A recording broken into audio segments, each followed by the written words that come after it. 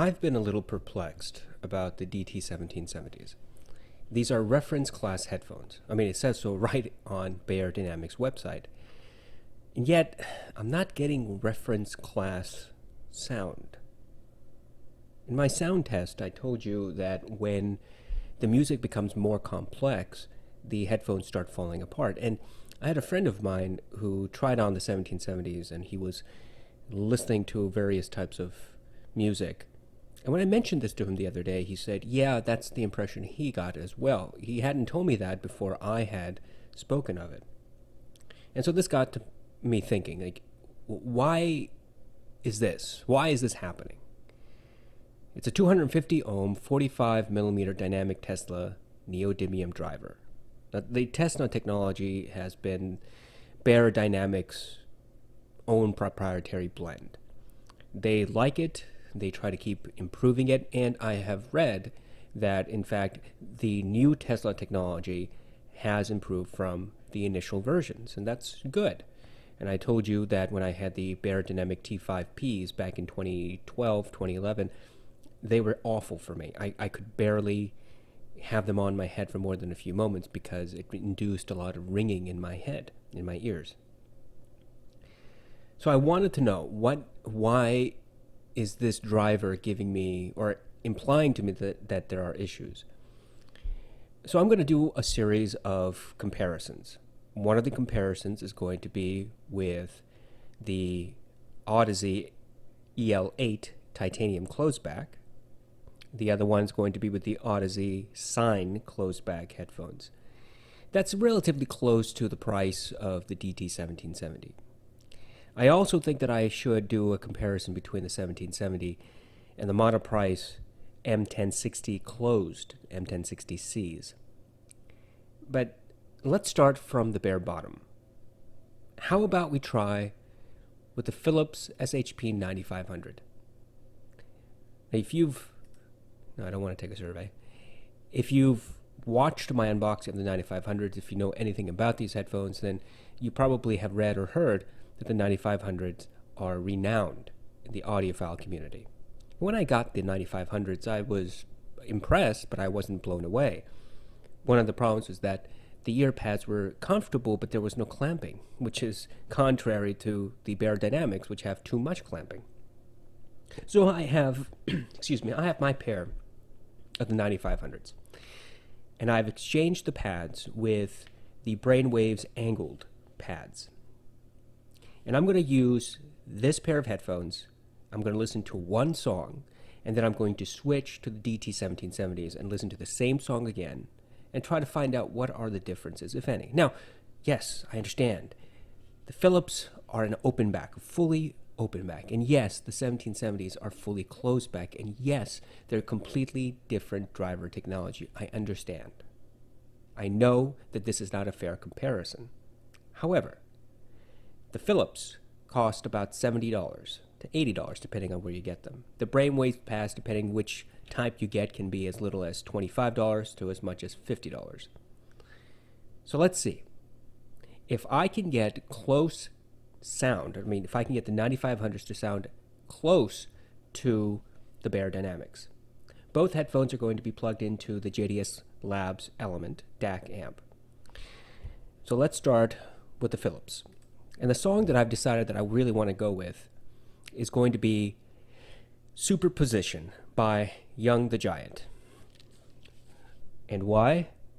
Because that's why. Let me play it. Here we go. Philips 9500 starting at 9 o'clock.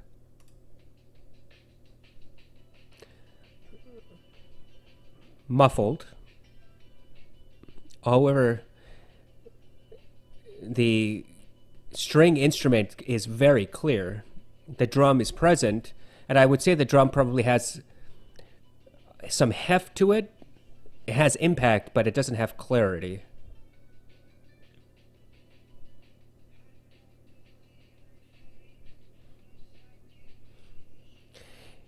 The male vocal in this is not as pleasant as with the DT1770.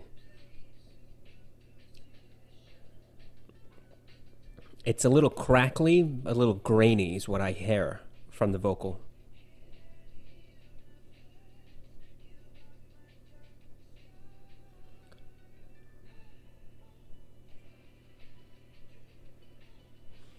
And when all the instruments are playing now, with the vocals, it's pleasing, though it seems a little muffled. There's no sibilance, there's no ear-piercing higher frequency.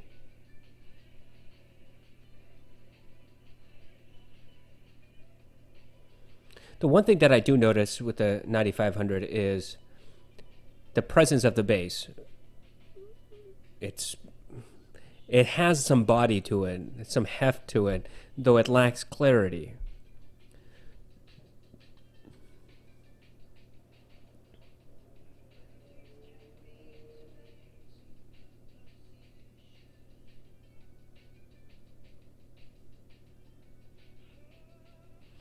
Now, at this point of the song, he has this higher pitch to his voice, and in some headphones, I've heard it sibilant. I've heard it pierce my ears. 9500's no ear piercing. It's all very well controlled.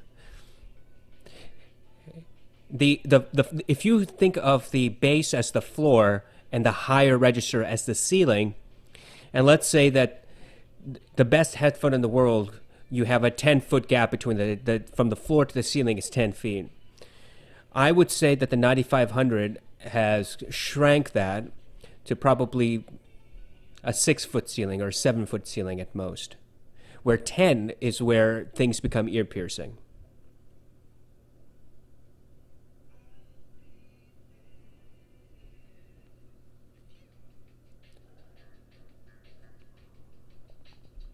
Now, I think I mentioned this during the sound test for the 1770s. Superposition is not a complicated song, meaning there's not a whole lot involved there. There's string instruments, there's a little bit of electronic doodaddy, and there's some vocals. There's the drum. When compared to a lot of the other songs on my playlist, this is among the simpler.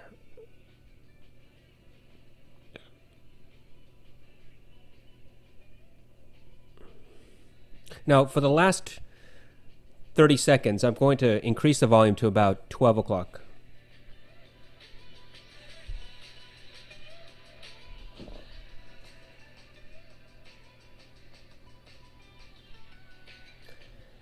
And at 12 o'clock, when these headphones become just short of too much, the bass is impactful, it's enjoyable, it's the type of bass that I would want if I were watching a movie. It's that good. And I had just barely made it to 12 o'clock on my amp deck. My conclusion about this song with the 9500, it was pleasant. It was by no means reference class. Of course, these headphones are not made for referencing. Now, let's see if I can figure out if there's a difference between this and the DT1770. So I'm going to switch right now.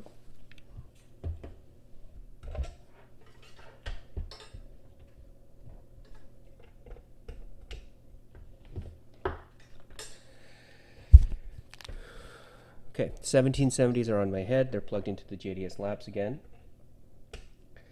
I'm wearing, I still have the same pads on as I did during the sound test, which is the suede or velour pad, whatever it is. And let's just start. We're going to start at 9 o'clock. And as I said with the sound test, it's going to go all the way up to about 3 o'clock because these headphones need some power.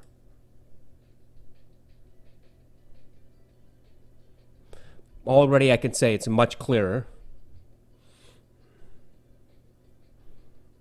Although the bass is not as impactful. There's a clear difference between the bass I heard on the 9500 and the bass I'm hearing in the 1770s. The 1770s simply don't go low enough.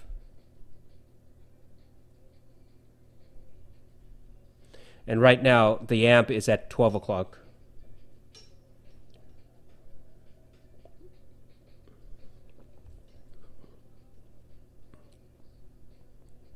The vocal on the 1770 is much more pleasant than on the 9500.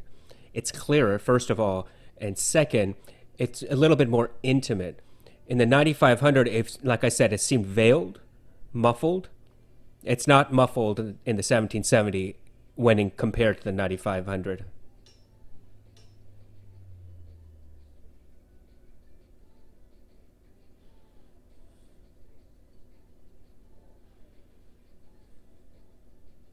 Now I'm going to increase the volume, and I'm going to try to find the details in this song.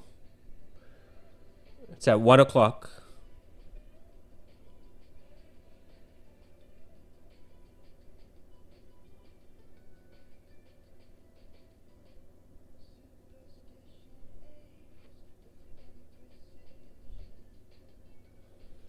Now the higher volume, the higher frequency gets close to being sibilant, ear-piercing, but it doesn't quite make it there. In comparison with the 9500, where the ceiling is just dropped, there's no danger of it becoming sibilant.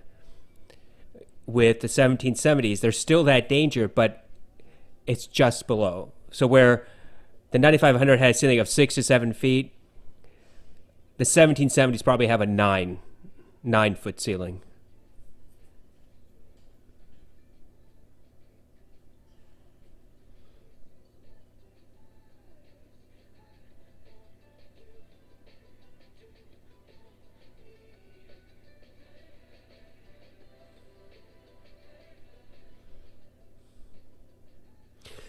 When I increased the volume, and I just increased it at about 2 to 3 o'clock and then brought it back down, I noticed that the bass doesn't get more powerful the more power I give to the headphones.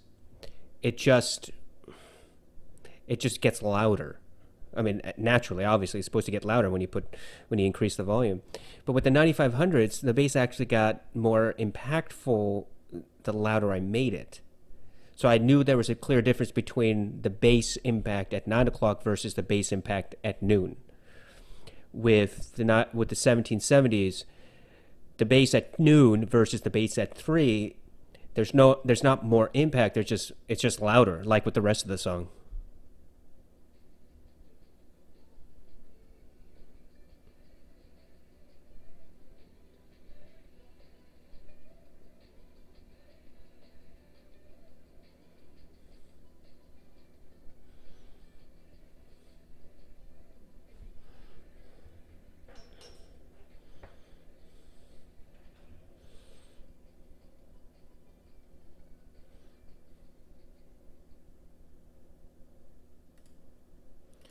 Okay, so clearly the 1770s are, no pun intended, clearer when compared to the 9500.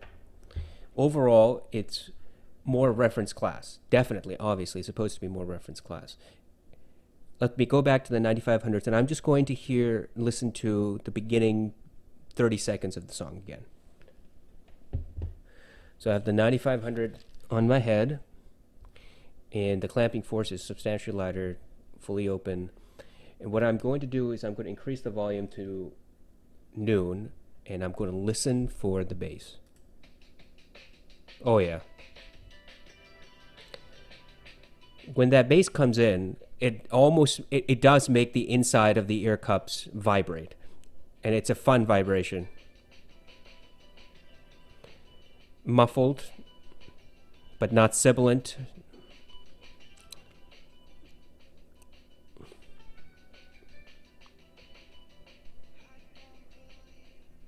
Yeah, and the vocals are still grainy. The vocals are still, a little veiled, muffled. So I'm going to go back to the 1990s. Or 17, I keep saying 1990. I don't mean 1990. I'm sorry. 1770. Okay, they're on my head. I'm going to do the same thing, 30 seconds, and I'm going to take the volume up to 2 o'clock. Here we go.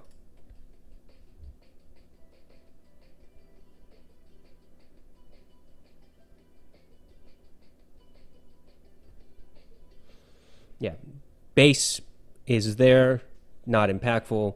The ear cups do not vibrate in any sense. It's just loud. It's a very flat bass response, just the same thing as I said during the sound test.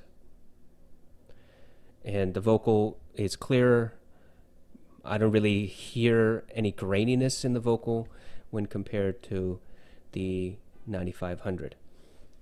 Okay, so that was my quick 10-minute test. I think it was 10 minutes or whatever it was with respect to these two headphones. This is not a fair comparison. I understand that.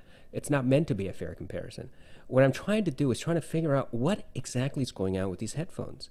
Why is it that they don't do what I expect them to do? Now, perhaps it's my expectation that's the problem, but when Bear Dynamics says that these headphones are supposed to be reference class, I expect it to be fully reference class, meaning I want all the instruments to come out clear. I want separation. I want soundstage. That's what reference class means, I think. So I wanted to start off light. I wanted to start off with a pair of headphones that has no business competing with reference class headphones, like the 9500. And it is, by every respect, vastly different from the 1770. And what have I noticed? I've noticed that if you're looking for bass, then the 17, I almost said 1990. The 1770s are simply not for bass. Anybody who says that these headphones have good bass reproduction is probably not being fully accurate. There is bass there. You know that the drum is playing. You know that there's a bass instrument, but there's no impact to it. When compared to the 9500, if I had to choose between these two to watch a movie, I would pick the 9500 every time. If I had to choose between the two to fall asleep with the song on, I would pick the 9500 because it's a muffled sound, but it's a relaxing muffled sound, meaning my ears will not be up all night trying to listen to all the nuances. The 1770s do give you a lot more nuance in a song than the 9500, but they don't give you as much nuance as I would expect from a reference class headphone that costs $600. In my opinion, I think that the Ascendi Avas provide more reference class reproduction of the music than the 1770s. But that's a completely different comparison that I probably should do. That will be on the list too then. Thank you very much.